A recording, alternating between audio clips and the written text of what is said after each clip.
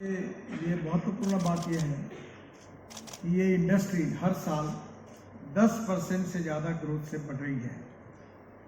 हम और रोड बना रहे हैं, नए नए ग्रीन हाईवे बना रहे हैं और रोड अच्छे होने के कारण ऑटोमोबाइल इंडस्ट्री में निश्चित रूप से डिमांड भी बढ़ रही है। We are the 4th largest manufacturer of passenger vehicle, 6th largest manufacturer of commercial vehicles, second largest manufacturer of two-wheelers and largest manufacturer of three-wheelers in the world.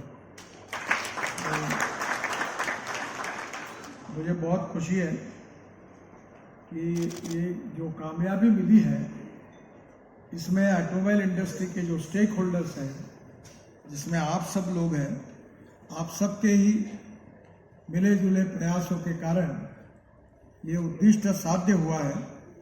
इसलिए मैं आप सबको बहुत बहुत बधाई देता हूं, आपका अभिनंदन करता हूं और आपको शुभकामनाएं देता हूं।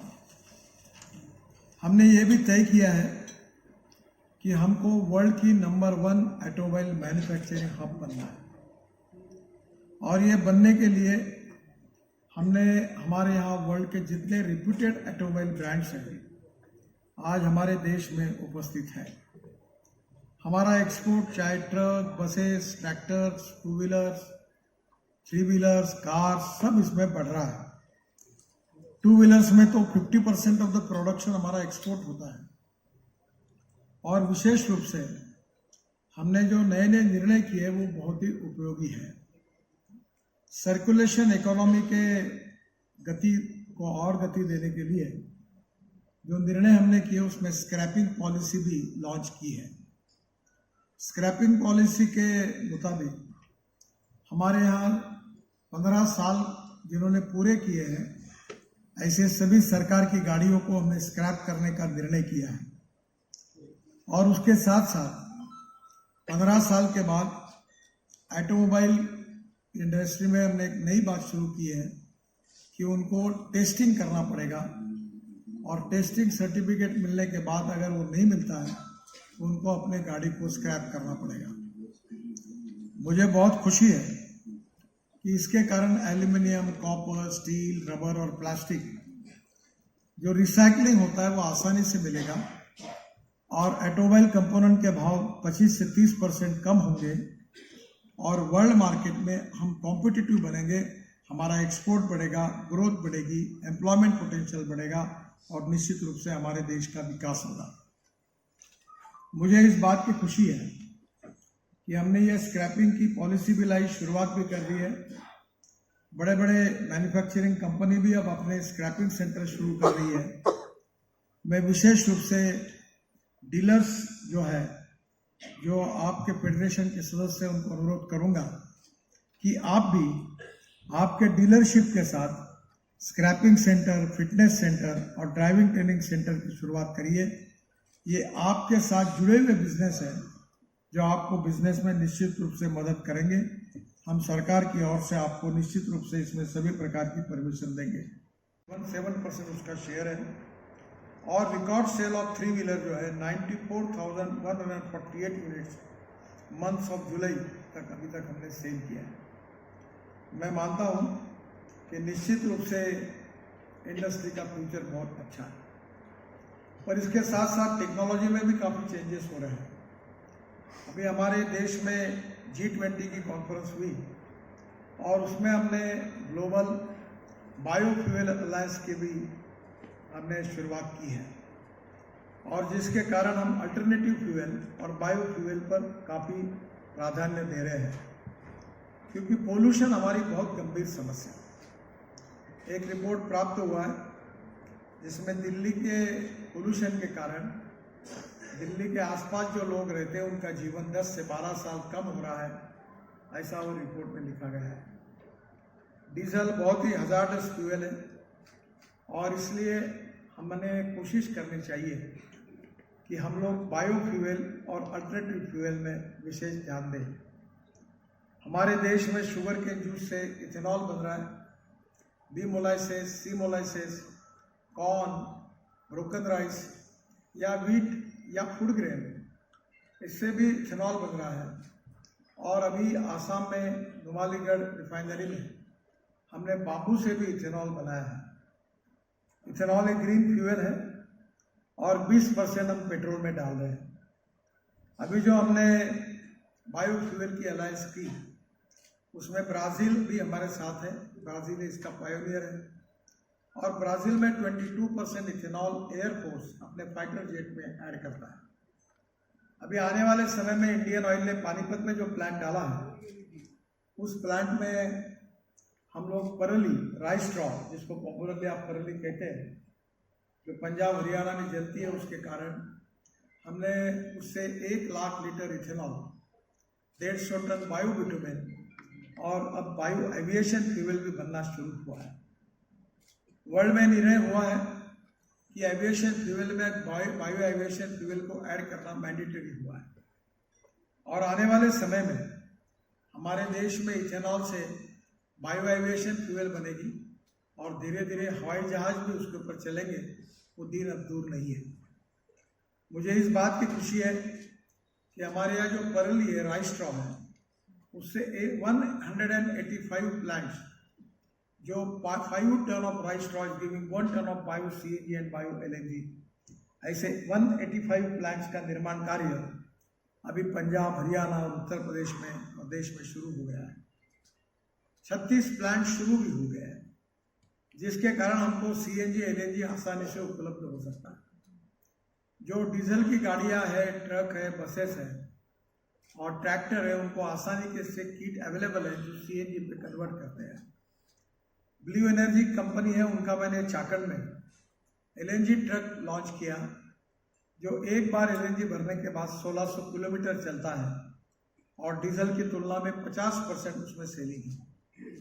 कर्नाटक में बंगलोर स्टेट ट्रांसपोर्ट की 25 बसेस में हमने एक पायलट प्रोजेक्ट सक्सेसफुली इम्प्लीमेंट किया है कि कोयले से मिथेनॉल तैयार करके ये बसेस डीजल में डालकर चला गया, वो सक्सेसफुल हुआ है।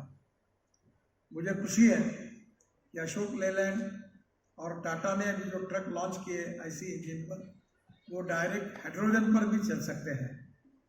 इतना ही नहीं तो हमारे यहाँ अशोक लेलैंड ने विशेष रूप से हमारे यहाँ जो मिथेनॉल है उसके ऊपर के ट्रक लॉन्च किए हैं।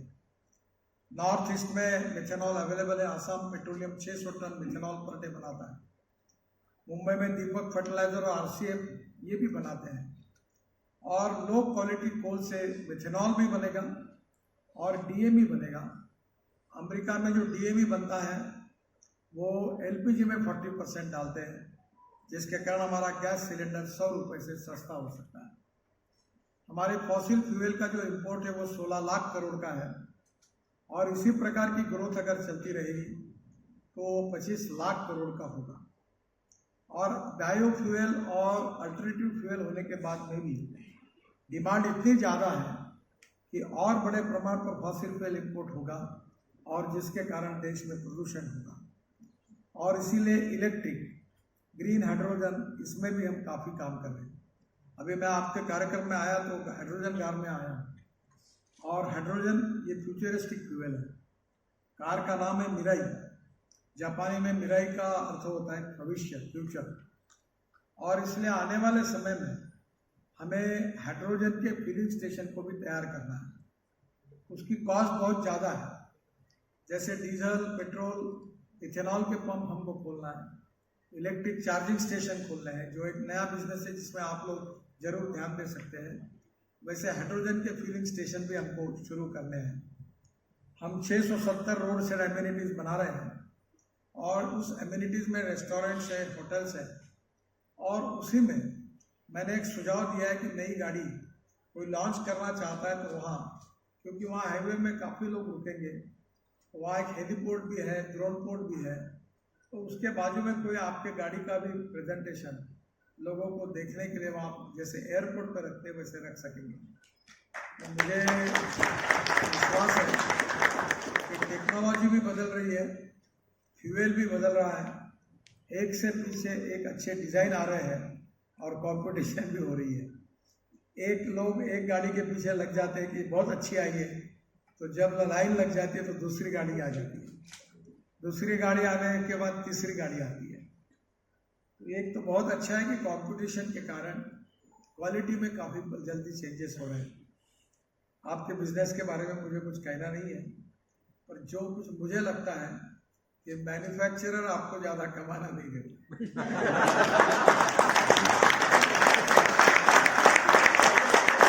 मेरे पास अगर बहुत से लोग आते हैं कि डीलरशिप मिला तो मैं डिस्करेज करता हूँ, ये धंधे में मत जाओ। काम झाम खूब करवाते हैं, एयर कंडीशनिंग, फर्नीचर, ग्लास लगाओ, ठगाना लगाओ, और ऊपर में स्टॉक भी आपके ऊपर लाके बैग भी भरना पड़ता है और आपके मार्जिन कम होती जा रही है।